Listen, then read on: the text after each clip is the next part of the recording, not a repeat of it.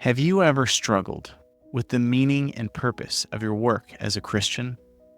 This episode is part 2 in a series titled, How Christian is Your Organization? Today we'll meditate on the story of Bad Model Bill.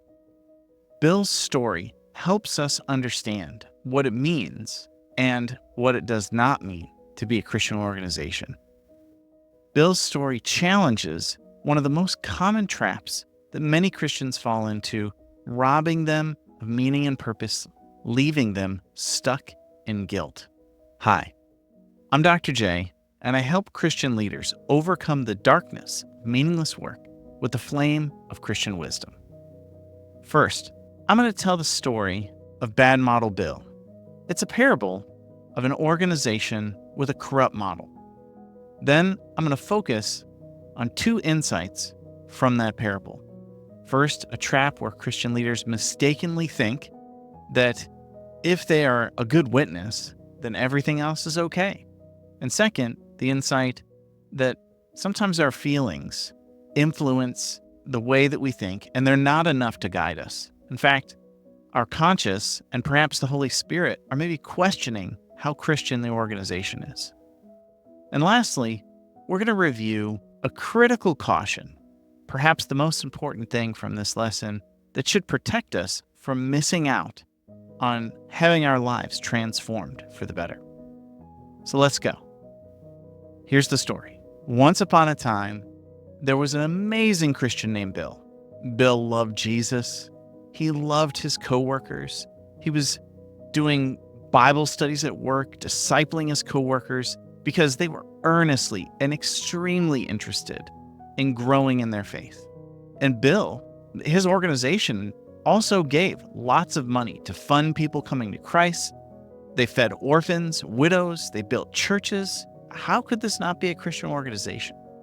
But there's one little problem with the business model of the organization. Bill begins to see that they have a bad model because the money made was from money laundering for the mob.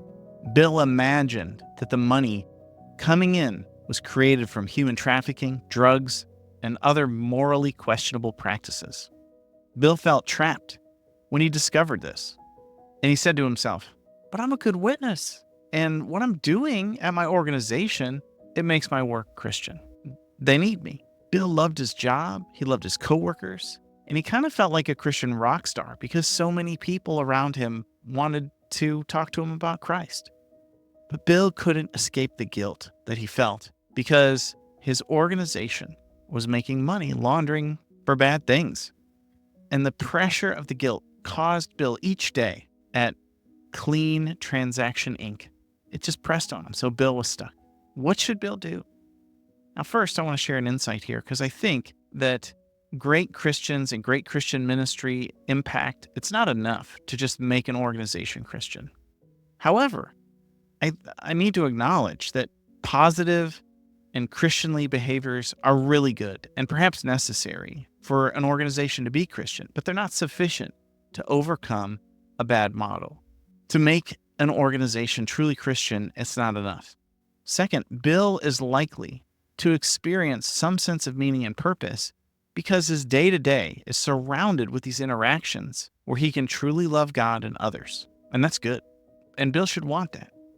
However, this is just part of a potential trap where Bill continues to help spread evil ultimately through his organization. By using his gifts and empowering others, he's actually empowering an evil organization. And because Bill and his team are so good that even more criminal organizations are flourishing. And although Bill knows intellectually that he should leave, if Bill goes with his feelings, he's vulnerable to feeling trapped in this guilt game because he's got this positive impact that seems to justify him staying.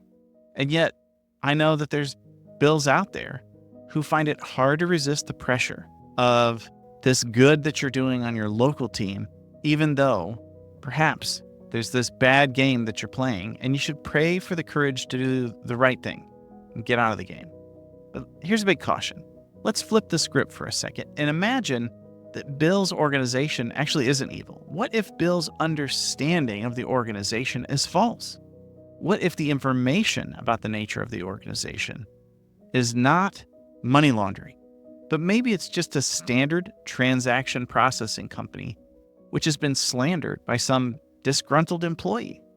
If Bill jumps ship before finding out the truth, he misses a huge ministry, and he also might be culpable of joining with the slanderers. And perhaps the most important lesson is that we need to increase the test of truth such that it's in proportion to the stakes of the challenge.